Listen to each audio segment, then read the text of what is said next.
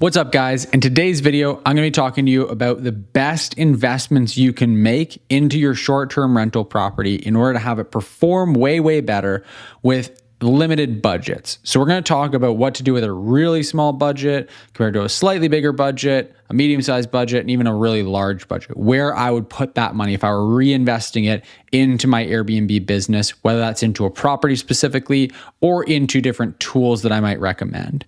So let's jump right into it and let's get started.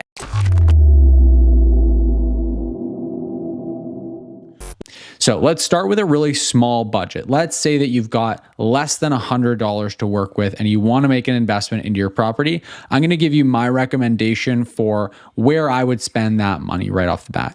So I'm assuming that most people that have less than $100 to put into the property, they're probably not real estate investors that are building a portfolio. You're probably more so going to be managing the property or just managing a space in your home, or maybe you just launched the property and you're just very tight on your budget here. So for $100, if I were putting it into the actual property itself, I'd probably be putting it into something like board games. If it were a larger listing, then more catered to large groups, families, that kind of thing, or a coffee maker, something like that. If it were going to be for business travel type listing, I'd basically want to look at like, what are the things that I can put this money into that are going to generate the biggest bang for my buck? Softwares and different tools like that probably aren't going to really help you as much as making an improvement into the property at this stage if you're dealing with a really low budget.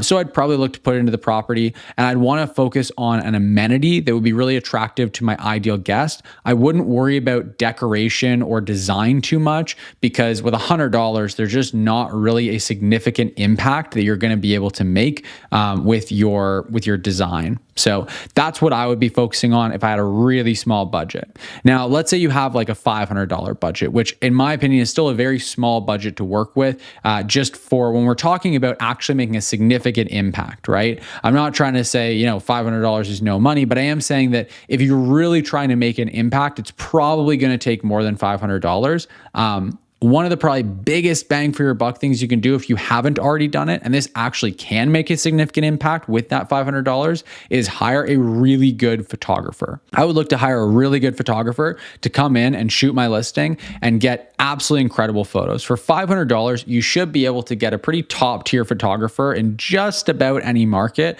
Obviously, you have a really rural property where there's a lot of travel time, or if you have a really big high-end property that's huge, you're going to need to pay a photographer for more time. If you want add-ons like drone stuff, it might end up being more than $500, but for $500, you should be able to get some really solid photos on the vast majority of listings. So that is where I would spend the $500 if I had it. And I would save up to get there as quickly as possible if I had to, because that is by far the biggest impact that you're going to be able to make on your listing, is just elevating the quality of your photos. Now, assuming that I already had the photos sorted, I would again be looking at amenities. I would look at, unless my design were really lackluster, in which case I might put maybe half the budget towards some throw pillows, some throw blankets, some wall decor, something to make the listing like just look a little bit nicer. I might put half my budget to that. But if the listing is already decorated relatively well, I would still then focus on mostly just amenities.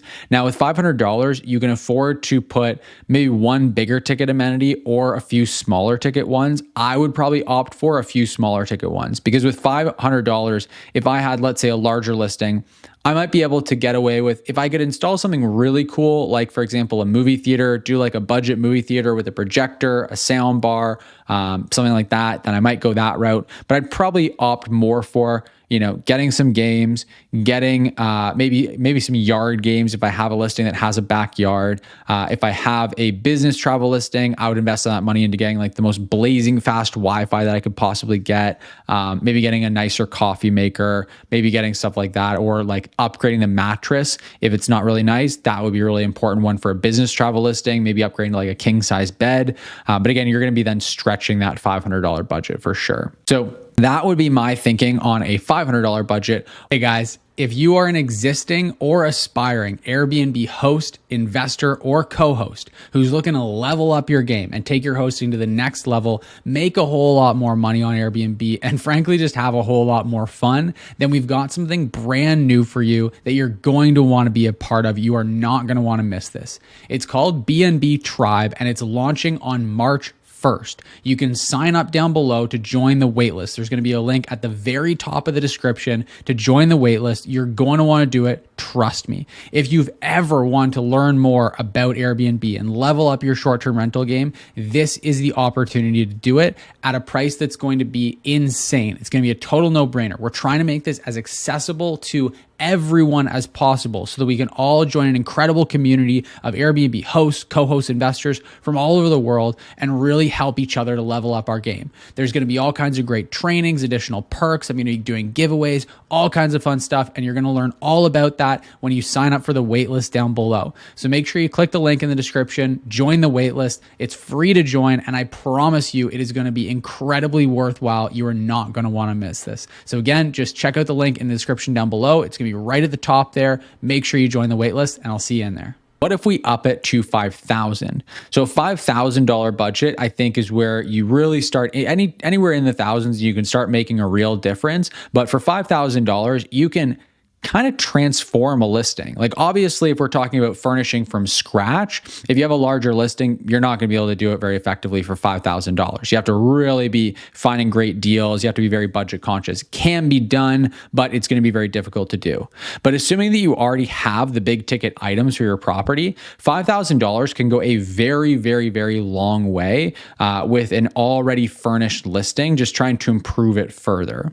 So what I would look at is I would at that point audit the quality of my listing overall. If my listing overall is just fantastic, I'm already killing it, and I'm looking to use that $5,000 towards an amenity or additional amenities, that's where I would probably go more on the high ticket side. I would get myself set up with like a workstation on almost any listing. I would make sure I had a really good workspace, like a dedicated workspace with a desk, a chair, maybe a monitor, that kind of thing. That would be one thing I would do. If I were on a more like family focused listing where I was in a seasonal market where there's winter time, I would then look to do something like a hot tub. Again, that's going to cost you ongoingly, but the initial investment is going to be sub $5,000 if you go and buy a secondhand hot tub. And in my experience, it's going to pay off a lot of the time. Again, I do some analysis on the market to see if it's actually justified in that market, but in a lot of cases, it definitely will be. You might look to do something like a sauna. You might look to do something like an EV charger if you can get away with doing one for less than $5,000. Some of those amenities that are highly desirable, highly sought after, but not nearly as common to be able to find. Those are where it gets pretty interesting. That's probably if I had a bigger budget and I wanted to spend it on one thing or just a couple of things because my listing was already really nicely done, was really nicely decorated, all that, then that's probably where I would spend it. That being said, if my listing were not really incredible, it wasn't really nicely done, I would probably put that into either renovation if that's what the property needed. If there was some, old carpeting that I need to get rid of and replace some flooring somewhere, if there were some walls that needed to be painted, if there was a deck that needed to be fixed, something like that. Or otherwise, I would put probably a bunch of it into decoration. I think decor goes a long way when you have a decent sized budget. So if you haven't got a really good cohesive design in your property and it's more just kind of stuff that you slap together, then I would definitely put that money towards design, or at least a big chunk of it towards design. And then I'd probably allocate my budget again just towards some smaller amenities. So I'd look to upgrade the mattresses probably. I'd probably want to upgrade and put like king size beds or maybe bunk beds. If there's anything I can do, certainly to accommodate more people within the scope of that $5,000 by adding like a bunk bed or upgrading the size of a bed, not doing the twin, doing the queen, something like that. That would be really interesting. Maybe get a pull-out couch. That would be really interesting to me. That's where I'd want to put my money because it would be the biggest bang for the buck. I'm more likely to see a return on investment there than probably almost anywhere else, is just by accommodating more people in the property. Now, the next stage I'm going to go to is, let's say that we have a $10,000 to $20,000 budget. At that point, you're now in the world of like, you can pretty easily furnish most properties for that amount of money. So we're probably dealing with a full overhaul if it's necessary. Honestly, I wouldn't really bother spending that much money on unless the property really needed it.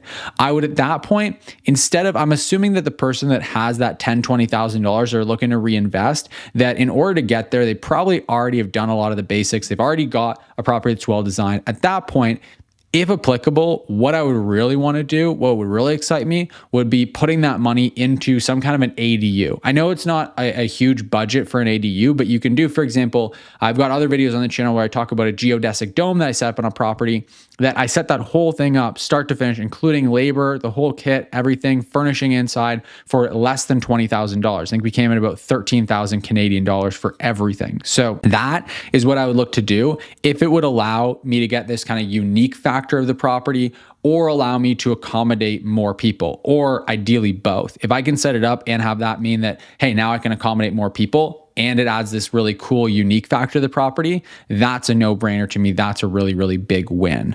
So that's kind of where I would look to go with that, with my different on property or on listing improvements.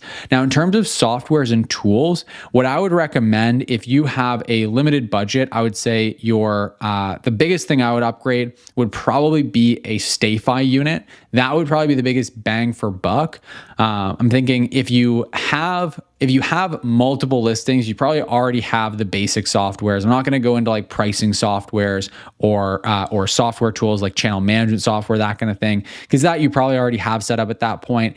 And if you don't, then just getting the software isn't really going to make a really big difference. You need to know how to use it. But one of the things that will actually make a big difference with you can kind of just set it and forget it, as long as you do something with it, is a StayFi unit. And basically what a StayFi unit is it's probably going to cost you a few $100s by the time you get it all set up, get the equipment, everything. But it's a unit that you can install, connect it to your Wi-Fi router, and it allows you to collect guest email addresses when they stay at your property and want to access the Wi-Fi. So what's cool about that is that then it's pretty much set it up once and forget about it. You start just collecting guest email addresses and contact details on autopilot. And now all you have to do is just email them when you want to fill gaps in your calendar. You can start sending emails once a month. You can send it more frequently. It's pretty easy to do. Pretty much anyone can do it. Doesn't take a whole lot to set it up. It's pretty minimal investment. When you think about the couple $100s you're going to spend, you can easily make that back by getting just one repeat guest to stay with you and not needing to pay the platform fees to a platform like Airbnb or VRBO. So that's really the only thing I would do tech-wise that I think would make a really big difference on the performance of my listing and my overall revenue. So those are my thoughts. I want to know yours. If you have different thoughts or questions or things you think I missed or didn't cover, let me know in the comment section down below. If you liked this video, if it was helpful for you, it was valuable, or if you just want to help out this channel and support me as I grow and get these videos in front of more people, then please do so by just clicking the like button. It's completely free, only takes a half a second of your time, and I really, really would appreciate if you just take a half a second and hit that like button. It really helps me out tremendously with growing this channel. And also, if you're new here and you're not yet subscribed, make sure you hit the subscribe button down below the video as well. We post 2 new videos on this channel every single week, so make sure that you subscribe so you can stay up to date with all of those.